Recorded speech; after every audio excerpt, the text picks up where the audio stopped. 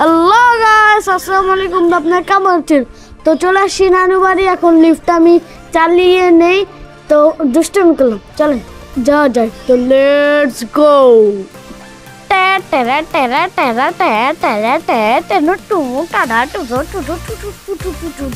দুষ্টামি করে নিলাম। এখন লিফটে উঠে পড়লাম।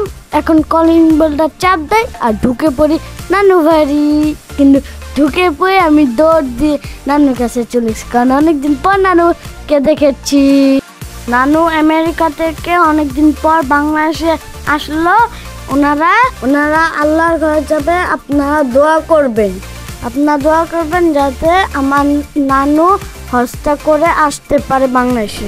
আপনারা তো জানেন আমি দুষ্টুমি করি। আমি নানা ভাইয়ের সাথে দুষ্টুমি করতেছি, আর আমাকে যেদিন ওনার সাথে দেখা হবে ভিডিও কলে শুধু ডাকাত বলে, এটাই আমার একটা অশান্তি লাগে।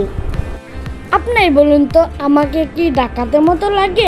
আমি ডাকাতি হতাম, আমার নানুকে আমার এত সুন্দর সুন্দর খাবার দিত, আর আমাকে কোন হিসাবে ডাকাতের মতো লাগে? নানু বাড়ি আমি অনেক ঘোরাঘুরি করছি। আমার নানু আমাদের জন্য গিফট নিয়ে আসছে।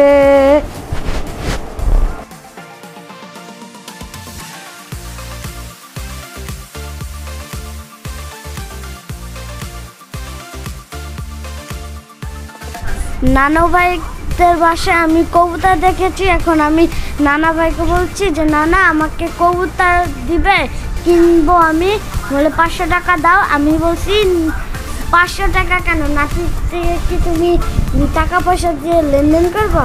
আমি আমার স্মার্ট ওয়াচ দিয়ে আমি বন্ধক রেখে চাচ্ছিলাম, কারণ আমি কবুতর নিব, কারণ আমি কবুতর লাভার।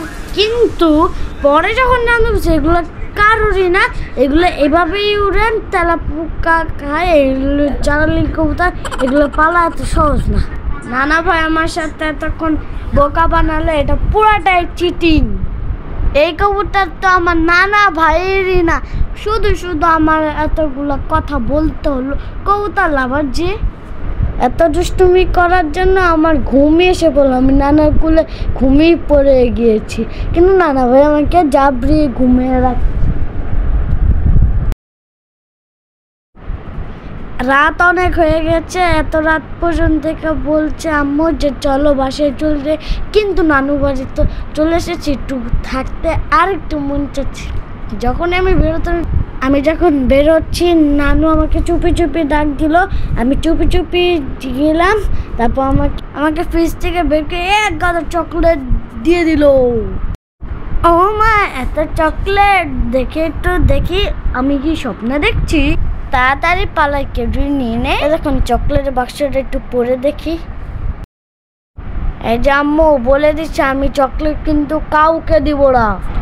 আপনারা তো জানেন আমার চকলেট খেতে অনেক ভালো লাগে, আপনারা বললেন না চকলেট খেলে দাঁতে পোকা হয়ে যায়। আমার নানুর থেকে বিদায় দিলাম, আর নানুকে আমার অনেক ভালো লাগছে। আমি রানী চলে থাকতাম, তাহলে চুটিয়ে নানুর সাথে প্রেম করতাম।